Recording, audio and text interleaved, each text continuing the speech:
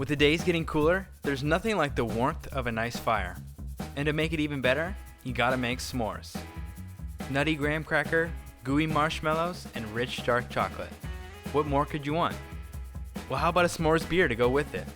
I'm Trent Musho, and this is The Brew Show. Let's brew a s'mores dark lager.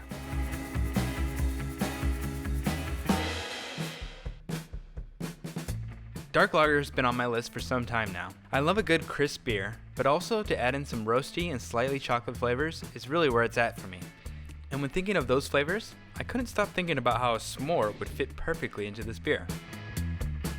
This beer is dark and has strong chocolate and toasty notes on the aroma, and the flavor is complex, with a nutty graham cracker backbone followed by a deep chocolate taste. But don't worry, this isn't a thick, overly sweet dessert beer. The lager profile keeps this crisp and easy to drink, which means you'll be coming back for another sip. And a moderate strength, around 5%, will allow you to enjoy more than just one. So if you're ready to see some more, then strap in, because here's how to brew it. This recipe is a 5-gallon batch using the brew in a bag method. Not familiar with BIAB? Don't worry, I got you covered with the video. If you're curious about the recipe and products I use, I'll have them linked below in the description box. Speaking of recipe, a big thank you to Northern Brewer, which supplied all the ingredients used in this video. To start, I heat 6 gallons of distilled water up to about 158 degrees. Into the water, I'm adding in some water salts to improve the flavor. Here's the water profile I'm aiming for. For this brew, I'm kinda going for a porter-inspired water profile. Once the water is heated up, I add the grain bag and then the grains. For that, I'm using 72% pale malt. Specifically, I'm using 6-row. For no particular reason, I just wanted to try it here. 9% Victory Malt, to add in some slight biscuity flavors. 5% Brown Malt, for some nutty and toasty notes. 3% Carafa III, to give dark color impact without any of the harsh flavors. And finally, 2% Chocolate Malt, since hey, this is a s'mores beer after all. The rest of the 9% I'll dedicate to the actual s'mores ingredients.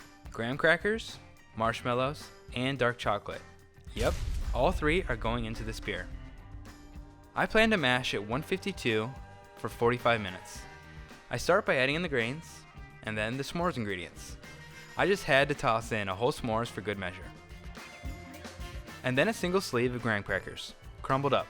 Use whatever graham crackers you want here. I'm using the cinnamon ones to give an extra spice kick. And then add in a bunch of marshmallows. I probably used about a whole bag in total, but I had some big ones left over, so I just filled in the rest with some small marshmallows. Actually, I think I liked using the small ones better, since they dissolved a bit more than the big ones. Oh, and if you want, you can always roast or broil the marshmallows before adding them in, for extra smokiness. After the 45 minutes, I pull the grains. Check it out, I finally got some heat-proof gloves. Now I can really squeeze the bag like it owes me money. With the bag then resting on top of a wire rack, I sparge the grains with 1.5 gallons of water, just to rinse out as many sugars as possible. Then I bring the wort to a boil for 20 minutes. You can totally use whatever hops you want here, but they really just need to be simple, nothing crazy that'll distract from the s'mores flavor. So I'm using good old Magnum, 0.9 ounces at the start of the boil for about 23 IBUs.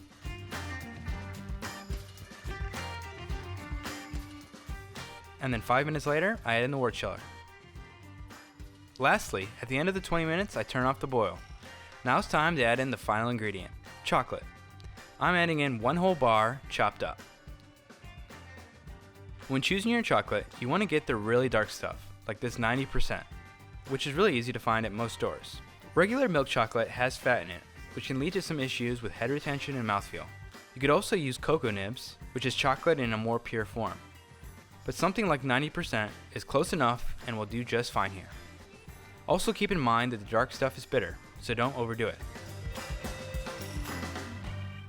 Finally, I chill the wort down and then take an original gravity reading and get 1.052.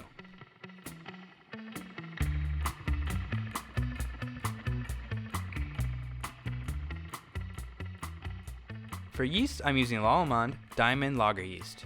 This is my first time using it, so I'm excited to see how it compares to other lager yeast I've used. According to the yeast calculator, I needed to make a stronger starter, So the day before, I pitched my yeast into some DME wort and shook it around every few hours. That way on brew day, it was ready to pitch.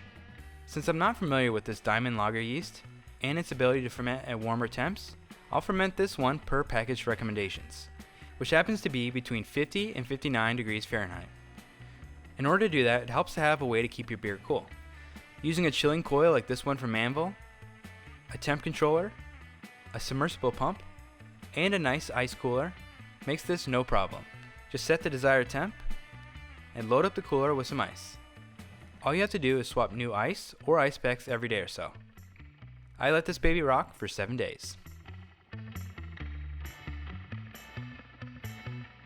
By day 5, fermentation activity had really slowed down, so I turned off the chilling water and began to raise the temp slowly for a diacetyl rest. Diacetyl is that butterscotch or buttered popcorn off flavor, and it's pretty commonly produced in lager yeast. Sometimes it's okay, but too much is no good. So the easy way to reduce it is to raise the fermentation temp to 68 degrees Fahrenheit, somewhere towards the end of fermentation. This helps the yeast clean it up. If you have a heat wrap, it's pretty easy to plug it into that temp controller and then tape your heat wrap onto the fermenter. Then just raise the temp a few degrees every few hours to slowly get to 68 degrees. Then just let it sit there for a day or so, before finally crashing the temp back down to near serving temperature. At which point I took a final gravity reading and got 1.012, which means this one comes in at about 5.3% ABV. We officially have beer. So with that, I transferred it into a keg and set the pressure. If you have the patience, you can lager this properly, but I don't, and I don't want to wait any more for those s'mores flavors to disappear. So I got to drinking this one as soon as possible. And I'm glad I did. The chocolate flavor is the dominant flavor of the 3 s'mores ingredients, from the aroma to the actual flavor. I get that slightly bitter, dark chocolate coming through. And thanks to the cinnamon and the graham crackers, it also comes through just slightly at the end, almost reminding me of a Mexican hot chocolate. The one thing that I don't initially pick up on is the marshmallow, which I guess is to be expected. It's really just sugar being added. So if you're looking for even more flavor out of the fluffy white stuff, then I think roasting them before adding them is the way to go.